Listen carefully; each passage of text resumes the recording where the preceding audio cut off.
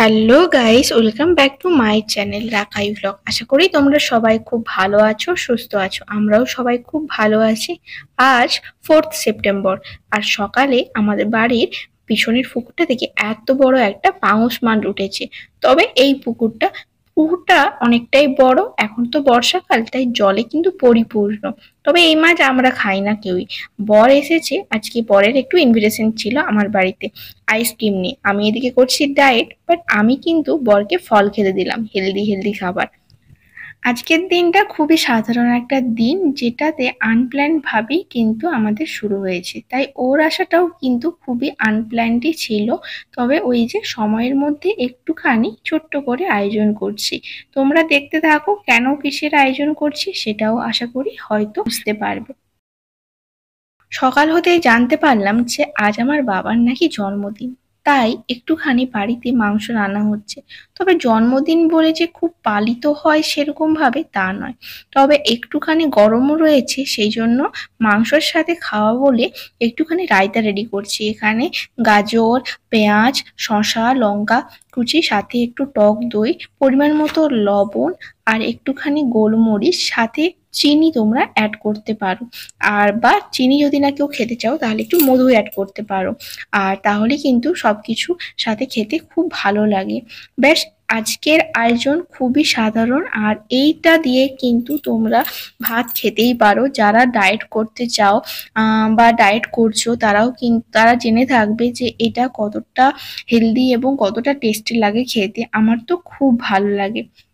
একটুখানি jello jello হয়ে গেছিল, সেই জন্য আবারও একটুখানি আমি এখানে দই অ্যাড করে দিলাম।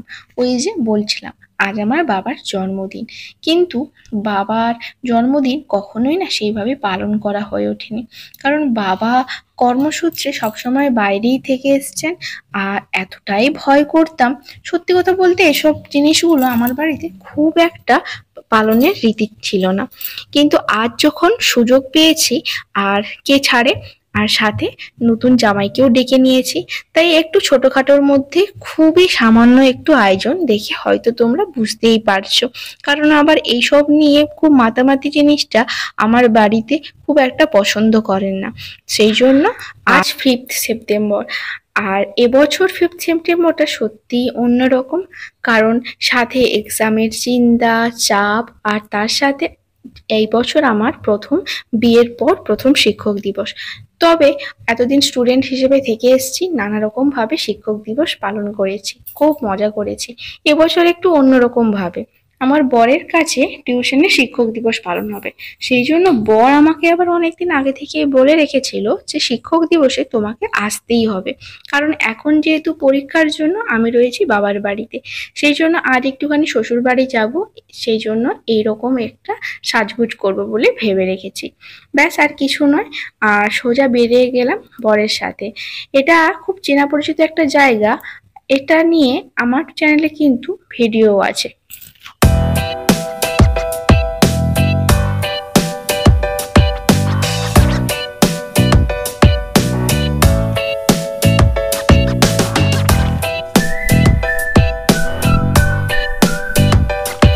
স্টুডেন্ট লাইফ থাকাকালীন এই জায়গাটার সাথেও কিন্তু আমার অনেক স্মৃতি জড়িয়ে আছে। সামনে অনেকেই শিক্ষক দিবস পালন করছে।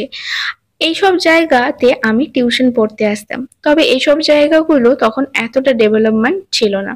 আজ আমি বরকে দেখাতে আসছি সেই সব জায়গাগুলোই, যে এই জায়গাটাতে আমরা পড়তে আসতাম, এখানে আমরা অনেকে অনেক কিছু আড্ডা মারতাম। সত্যি সেসব দিনগুলো অনেকটাই হারিয়ে গেছে বললেই চলে।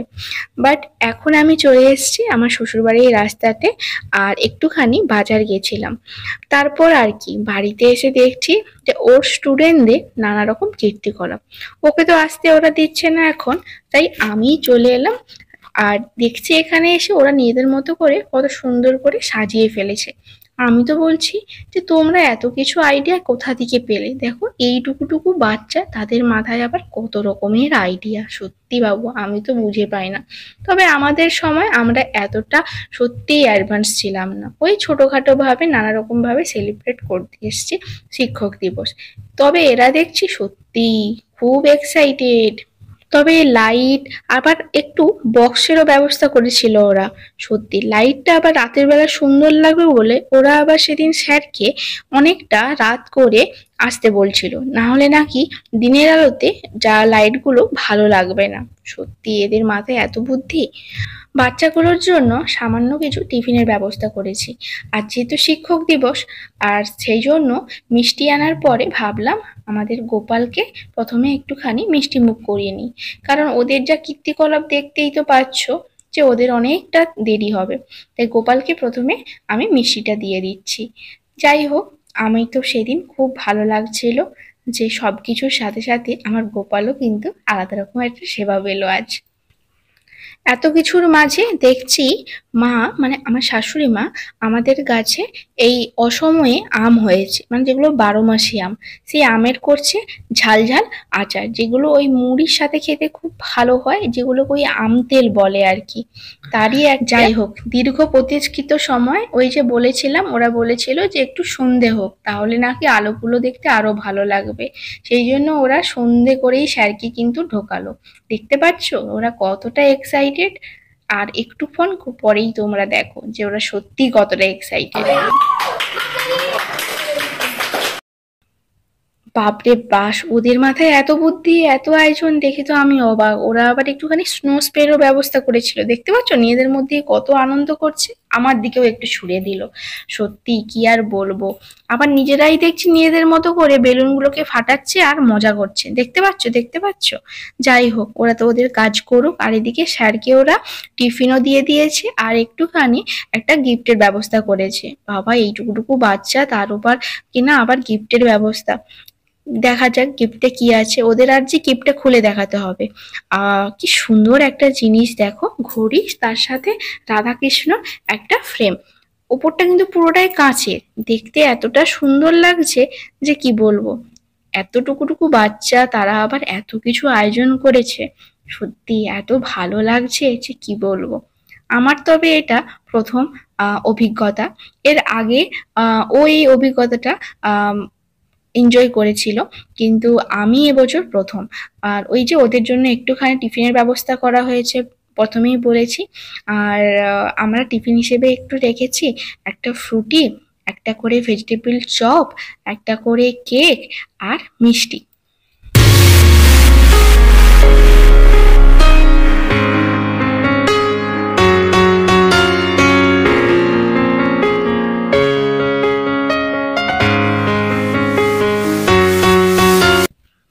আজ তাহলে বলি, হ্যাঁ, আমাদেরও যখন শিক্ষক দিবস পালন হতো, আবার মাঝে মাঝে স্যার ইচ্ছে হলে খাওয়াতেন। আর আবার কখনো কখনো যখন ওই ফেয়ারওয়েল হতো, তখনও না স্যার আমাদেরকে টিফিনের ব্যবস্থা করতেন। সত্যি কথা বলতে স্যারের দেওয়ার ওই যে টিফিন, সে যাই হোক না কেন, এত মজা করে সবাই মিলে খেতাম যে কি বলবো। আর আজ সত্যি আমার নিজের সেসব দিনের কথা মনে হচ্ছে। আমরা সবাই মিলে কিন্তু একসাথে কাজে হাতে হাত লাগিয়ে সমস্ত কিছুটাই করার চেষ্টা করছি।